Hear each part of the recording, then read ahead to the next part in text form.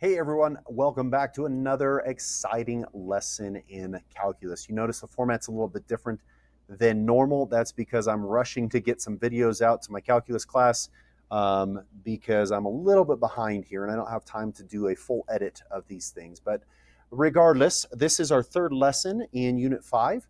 The first two lessons we focused on optimization. So today we're going to practice more optimization, essentially. That's all we're going to be doing.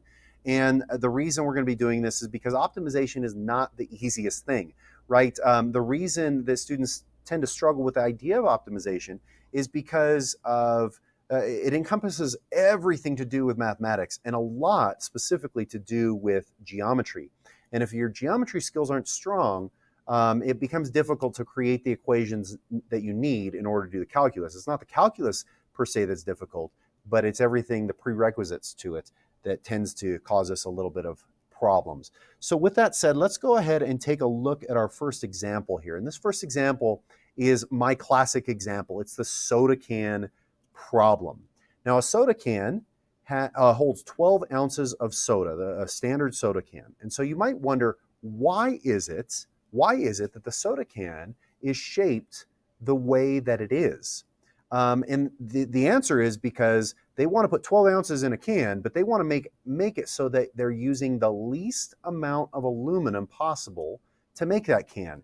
Any additional aluminum that they have to add to that can is money out of their pockets, right? And so they want to minimize, they want to optimize the surface area of the soda can or the aluminum necessary to make that can.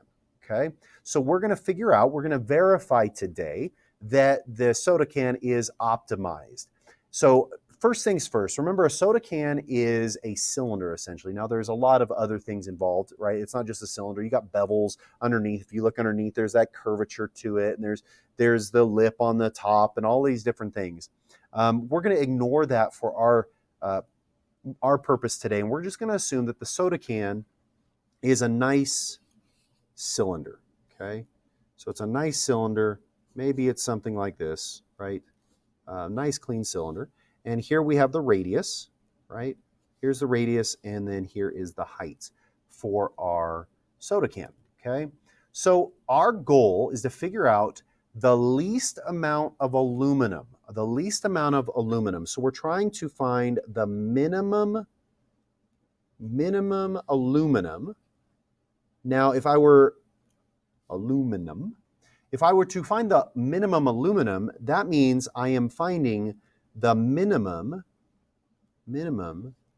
surface area, right? Because aluminum is the amount of material I need to cover the entire surface there. So it's the minimum surface area. So you remember the routine. The first thing you should probably do is draw a picture of what you have here. The second thing you want to do is create any equations that might be relevant. Well, the first equation I see is that we're talking about the amount of liquid in a can. We're talking about 12 ounces of liquid, so we're talking about volume here. So let's create a volume equation. The volume of a cylinder, remember, is pi r squared times h. It's the area of the base, which in this case is a circle, and then times the height. And then because we're trying to optimize the surface area, we need our surface area equation. So I'm going to go ahead and draw this here. If I were to unfold or unpack the aluminum can here, I would get a rectangle, right? I would get a rectangle that has a height of h, and I would get two circles here, one for the top and one for the bottom. And so we know that they have a radius of r, okay? And we need to find the area of all of this put together. So the surface area is going to be two circles. So remember, the area of a circle is pi r squared. And we have two of those, so I'll put a 2 out front. And then we need to add to it the area of the rectangle. Well, the area of the rectangle is going to be base times height. We know the height already. The question is, what is this base? Well, the base is going to be the circumference of the circle, because the base is the distance around the object. So that is the base of the rectangle. This is the circumference of the circle. The circumference of the circle is 2 pi r. So that the area of this rectangle is going to be 2 pi r times h, 2 pi r times h. And so there we have two mathematical equations based on the context of this problem.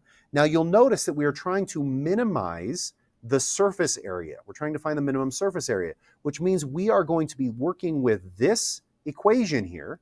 But in order to find an answer, in order to take the derivative of things, we're going to have to get it in terms of one variable. So you can see that we have r as a variable and h as a variable. So we're going to need to get that in terms of one variable. So let's go back over to the actual PowerPoint here and kind of go through it this way so we can see it. It's a little bit clearer than my chicken scratch writing. All right. So we have a cylinder. And we have our volume, which is pi r squared times h. And because of that, because we know that the volume is 12 ounces of liquid, or it's 354.882 centimeters cubed, the reason I wanted that is because we're going to be using centimeters to measure things, right? And so that's our volume. That's great.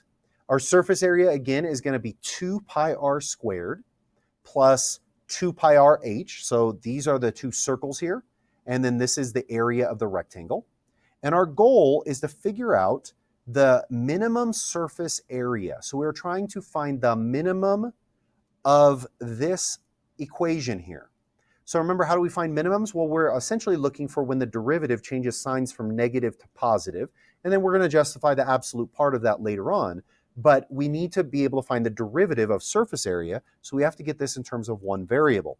So what am I going to do? Well, I'm going to go ahead and isolate either r or h in this problem, and I'm going to substitute that into our surface area equation. So I'm going to go ahead and isolate isolate h here. So I just divided by pi r squared. So I got 354.882 divided by pi r squared equals h, and I'm going to take that and I'm going to plug it into h here. So I end up with surface area in respect to r, now we have a function in respect to r, is equal to 2 pi r squared plus 2 pi r plus the thing that we replaced h with. Now I can simplify that a little bit because the r on top and the r squared on the bottom reduce, and the 2 times this 354 is 709, and so that is simplified now. So I have my surface area function. In order to minimize that surface area, we need to take the derivative. So we're going to take the derivative of the surface area, which is pretty straightforward. It's just a power rule expression. So we end up with 4 pi r. And remember that it's 2 pi r squared. So pi is a constant. So 2 pi times 2 is 4 pi, and then r to the first. And then here, that'd be negative 709 times r to the negative second. And I just made the r squared in the denominator, so it's a positive exponent. From here, we need to find all our critical points. So we would find our critical points by setting the surface area's derivative equal to 0. And honestly, we could go through and solve that analytically, but it would be better to use our calculator here. So we're going to type into our calculator our surface area function and then find our zeros there. And you'll notice that we only have 1 critical point. Actually, we have one more critical point. The critical point would be r equals 0, because that would be when the surface area derivative does not exist. But we know that that's not going to make any sense. If r is 0, that's going to be a really skinny and really tall soda can. If r is 0, if it's approaching 0. So essentially that's not going to work there. But it is an endpoint. We can't have a negative radius, right? We can't have a negative radius. So now we're going to set up a number line with our critical points. So we have 3.837 as an interior point, 0 as an endpoint, because again, the radius cannot be anything less than 0.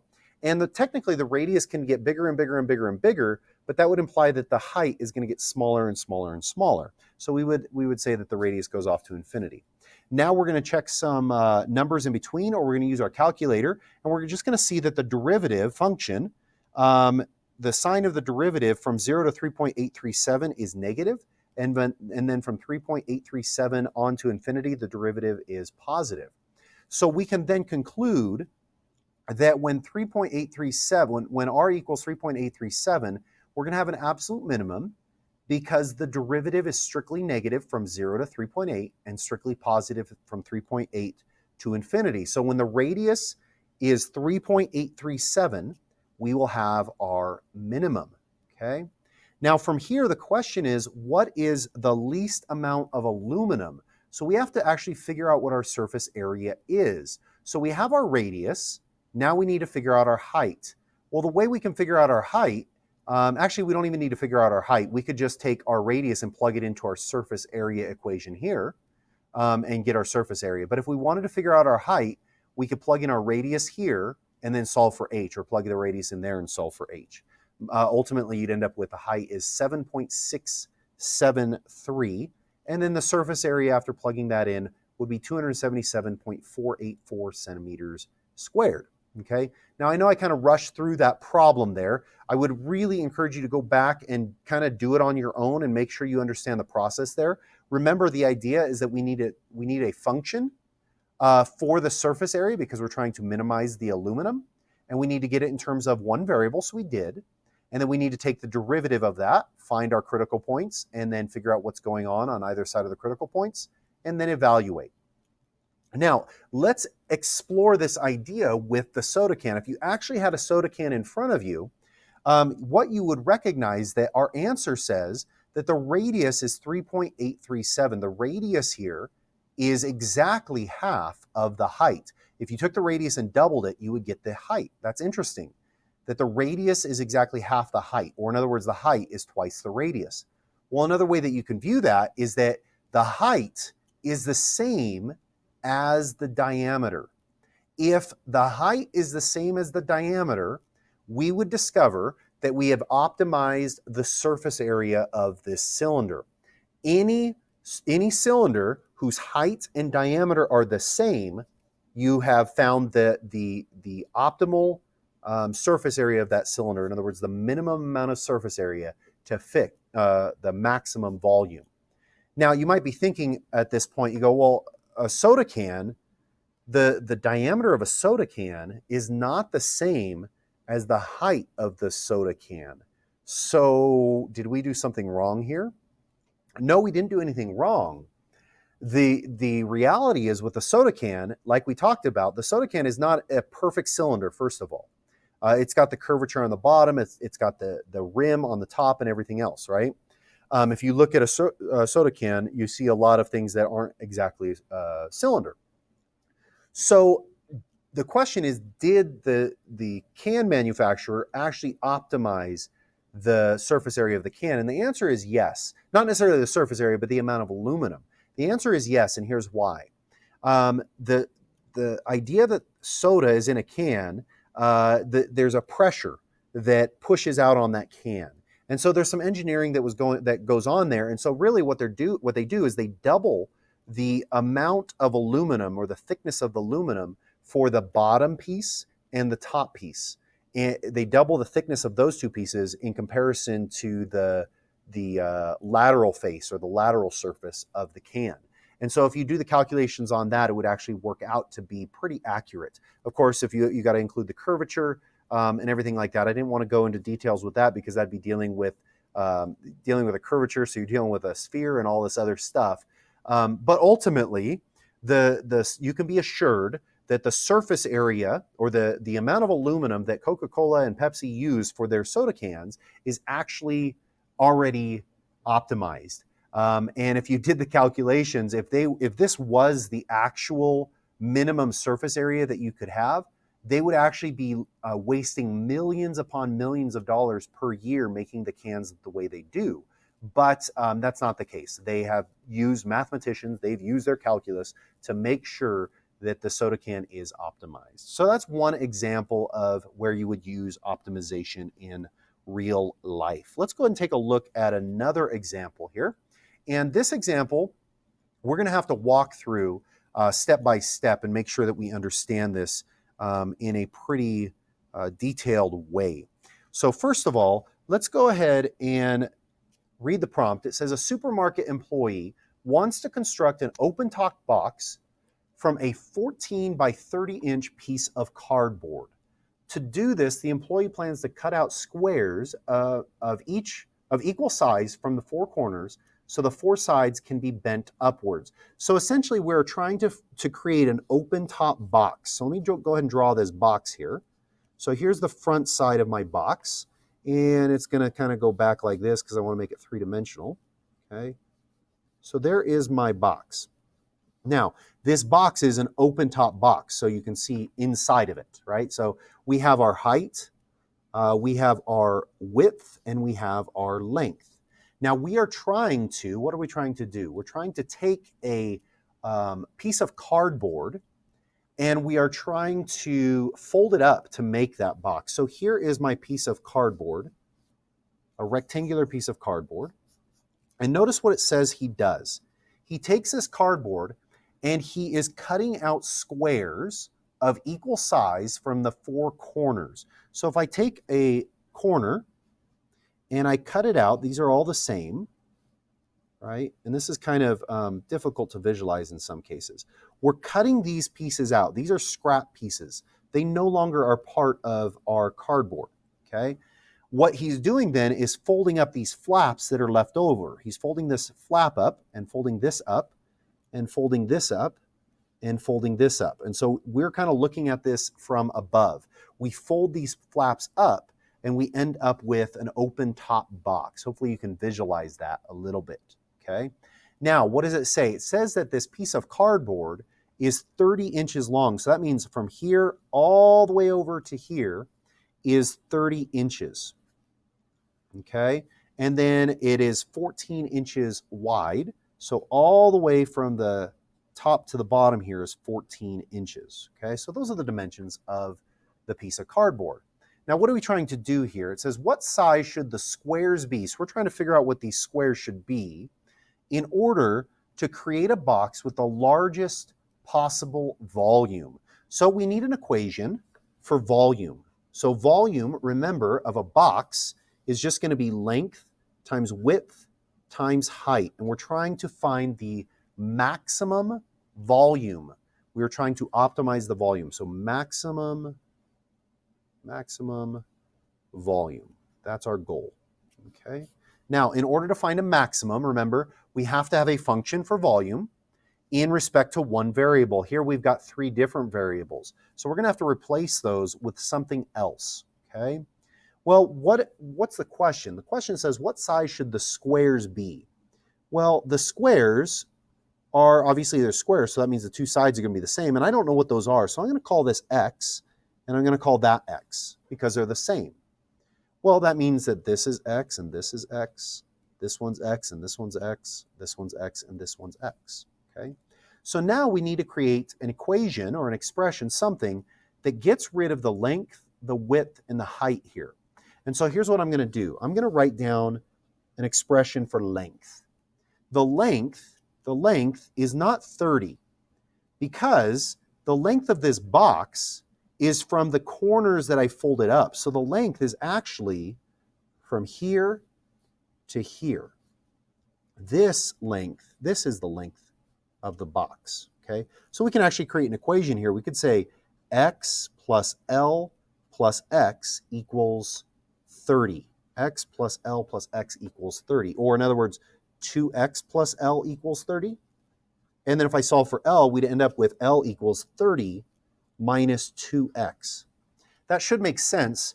The length is the amount left over, the distance left over when I cut off an x and cut off an x. So L is equal to the whole length 30 minus 2x's, right? Now the width is going to be calculated basically the same way. The width is going to be this length from here to here. Well, the width is going to be x, or the 14 is equal to x plus w, or in other words, w is equal to 14 minus 2x's, 14 minus 2x's, okay? And then the height, well, the height is how tall the box is gonna be after I fold it up. And so if you can visualize me folding these flaps up, the height is gonna be this length here, right? This length is gonna come up out of the ground here. So this height is actually equal to x. So now, if I take those things and plug them into my volume expression, I get volume equals 30 minus 2x times 14 minus 2x and times x. And so there's my volume expression. Length times width times height. All right? Now from here, we want to try and optimize this. We're trying to find the maximum volume again. So we're trying to find the maximum of this function. So before we do that, we should probably just expand all this, because to take the derivative of this, we'd have multiple products and it would be a mess. But we should recognize that this is just a polynomial expression. So I'm not going to spend the time writing all that out. If you were to expand all that, multiply all that out, the volume would be 4x cubed minus 88x squared plus 420x. So that's my volume expression. Okay, so how do I find maximum volume? I need to take the derivative. So v prime is equal to 12x squared minus 176x plus 420. That is my volume function. Now, I'm going to want to find the critical point, so I'm going to set that equal to 0. I'm going to just use a calculator on this. I don't want to spend all the time trying to figure out the factors and everything else. But this is polynomial, so I'm going to set v prime equal to 0 to find my critical points. And because I have a calculator, I'm going to type that into my calculator. And I'm going to recognize that I get 2 critical points from this. I get x equals 3 and x equals 11.667. Okay? So I get 2 critical points out of this. Well, let's identify the other critical points. And this is going to be important in this process. Remember, critical points are when the derivative is equal to 0. We have those. When the derivative does not exist, this is polynomial, so it always exists. Or at endpoints. And so this is going to be critical here. How do we find the endpoints of this? In other words, what is the smallest x value that I can use, and what is the biggest x value that I can use? Well, the smallest x value, remember, the x value represents the height here. So how small can the height be? Well, the height could be down to 0. So I'm going to write this down right here, endpoints. Endpoints. We know that x equals 0 is the smallest the x can be. It's the smallest height. But what's the biggest that x can be? And some might say, well, x could be anything. Well, no, it can't, because x is a piece of the 30, and x is a piece of the 14. So if you were to figure this out, what is the biggest that x can be? Well, here, let's just go through an example here. I have this equation that says 2x plus L equals 30. Well, if x was 10, then I would get 20 plus L equals 30. That would make L 10. That's okay. Well, what if x was 20? 2 times 20 is 40. So we would have 20 plus 20. Uh-oh, that's a problem, because we can only be as big as 30. So x can't be 20. What's the smallest, or what's the biggest that it can be? Well, if x is 15, you would discover that L is 0. The length would be 0 here, because 15 plus L has to equal 30. And that doesn't make sense. L can't be any negative number. So that means x has to be smaller than 15. But if you go over here to this side, to the smaller side, x could not be any bigger than 7. If x was 7, then we'd have 7 plus 7, which is 14 already, which would make W 0. If x was anything bigger than 7, then we'd end up summing those up, and that would be bigger than 14. That wouldn't work. So the biggest that x can be is 7, all right? So if we go back to our critical points that we found, or our zeros that we found, we can see that our endpoints are 0, x equals 0, and 7, which means that x cannot be 11.667. That's outside of the domain here. So our critical points are just going to be 0, 7, and 3. From here, we'll set up our number line, 0, 3, and 7. We know that the derivative was 0 at 3, and that these are my endpoints. And then this is a calculator problem, so you should see the derivative typed in your calculator. You should see that the signs here were positive, the signs here were negative, which implies that when x equals 3, you have an absolute maximum, because the derivative is strictly positive from 0 to 3 and strictly negative from 3 to 7. So we would say something like this. We would say that we have an absolute maximum volume when x equals 3. Okay? Now, going back to the question in this problem is saying, what size should the squares be in order to create a box with the largest possible volume? Well, the squares that we're cutting out, remember, are x by x. And so we'd say the size of the squares would be 3 inches by 3 inches. And that is the answer to this problem. If we were to make those boxes smaller, well, what would happen? If these boxes were smaller, that would imply that the length gets bigger and that the width gets bigger, but it also implies that the height gets smaller, okay? If we were to make the x's bigger, that the box is bigger, that would imply that the length gets smaller, the width gets smaller, and the height gets bigger, okay? But when x equals 3, or when the boxes are 3 inches by 3 inches, that is the optimal volume. That will produce the optimal volume for this box. All right, let's go ahead and take a look at our next example here. And I apologize if this particular video is a little bit long, but take it in pieces as we go along here. All right, which point on the graph y equals radical x is closest to the point 7, 0? And so this is going to take some thought when it comes to algebraic graphs. So here we have the function y equals rad x. So rad x looks something like this, okay? And we have the point 7, 0. So 1, 2, 3, 4, 5, 6, 7. So this point right here, and we have the graph y equals rad x. And that, of course, keeps on going forever and ever and ever. We are trying to find the closest point on this curve to this point. Now, somebody might be saying, well, then let's just go straight above here.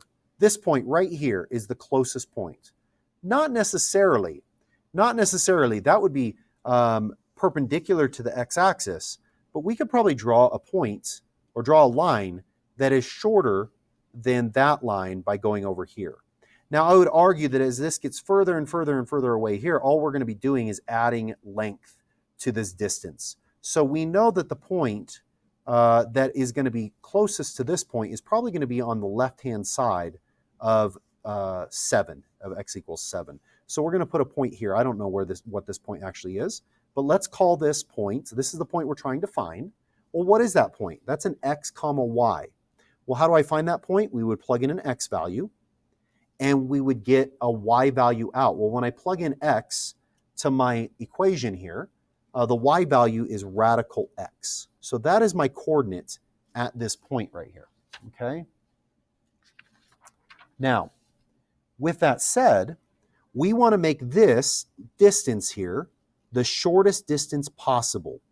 And so I'm going to call this d for distance. Our goal here is to minimize d, the length of d. That's our goal, okay?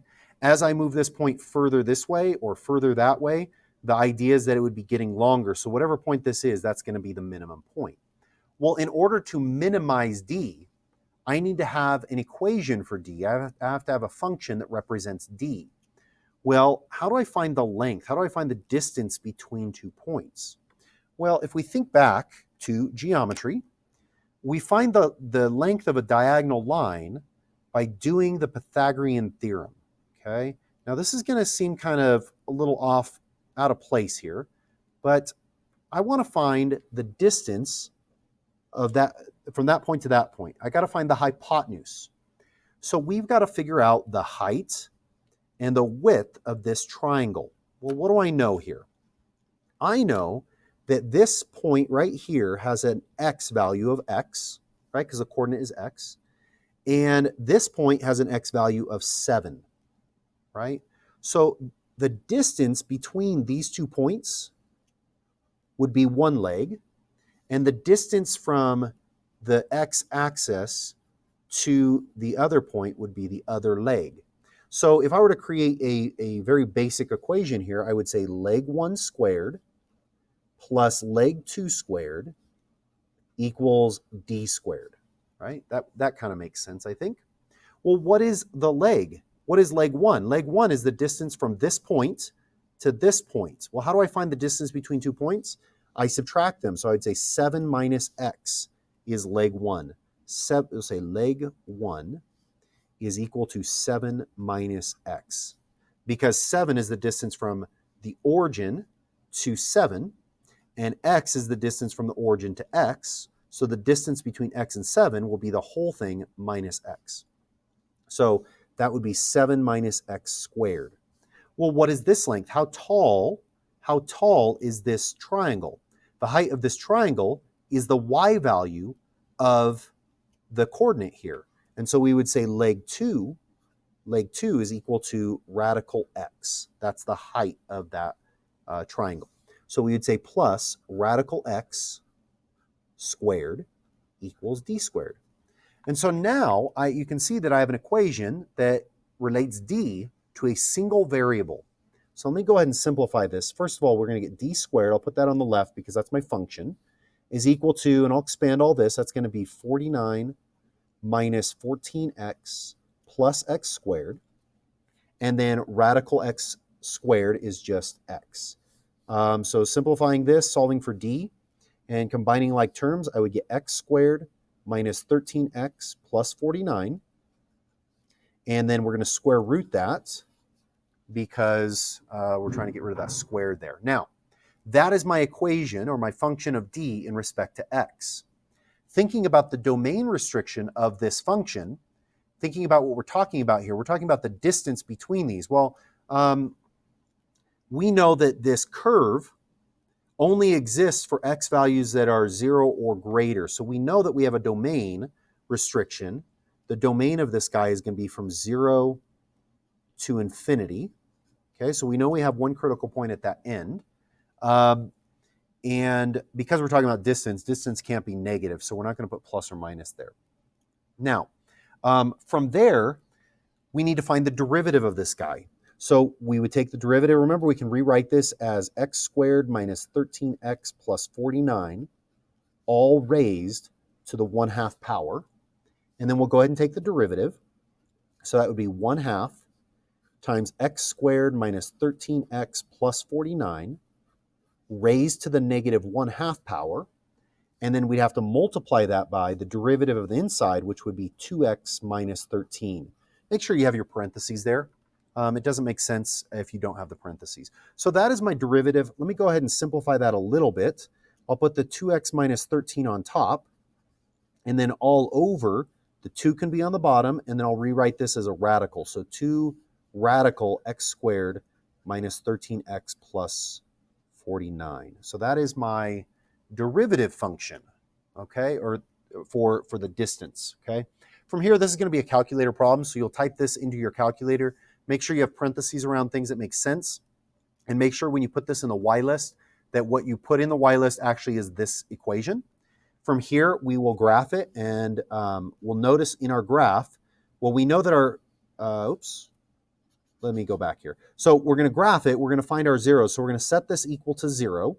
So 0 equals 2x minus 13 over 2 radical x squared minus 13x plus 49. And then finding the 0 there, x equals 6.5 for that 0. That one's pretty straightforward. So that's when the derivative is 0. The derivative does not exist when the denominator is equal to 0.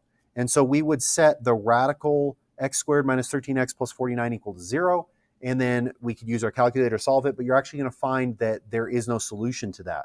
So there is no place where the derivative does not exist. So then our critical points are going to be x equals 6.5 and x equals 0, because we talked about the domain being from 0 to infinity for x. So from here, we're going to look at our derivative and set up a number line. So we have 0 and 6.5. This is where the derivative is 0. This is an endpoint. And then if we go ahead and look at our signs of the derivative, we end up with a negative and a positive. And so you can see that there is an absolute minimum for the distance when x equals 6.5. Okay, so let me go ahead and write that down. Absolute minimum when x equals 6.5. And the justification would be since d prime is strictly negative from 0 to 6.5 and strictly positive from 6.5 to infinity. Now the question here, it says, which point on the graph? Which point on the graph? So we found the x value. Now we need to take that and plug it back into the y value to find the actual point. And remember, our function was y equals radical x. So let's go ahead and just plug that in. That'd be y equals radical 6.5, which is 2.550. So our coordinate for this is going to be 6.5, comma 2.550. That is the coordinate that has a minimal distance between it and the coordinate 7, comma 0. Okay, and I know that we're covering a lot of heavy stuff here, so if you have any questions, please make sure you're reaching out and getting the help that you need. Okay. All right. So that wraps up the problems that we're going to cover in this video. We're going to actually cover one more problem in class that deals with ropes and poles and things like this. But I wanted to do that in person so you guys can see that a little bit more in depth. So like always, if you have any questions, please reach out to me, ask for help, comment below, and hopefully I can respond to you. And I'll talk to you all later.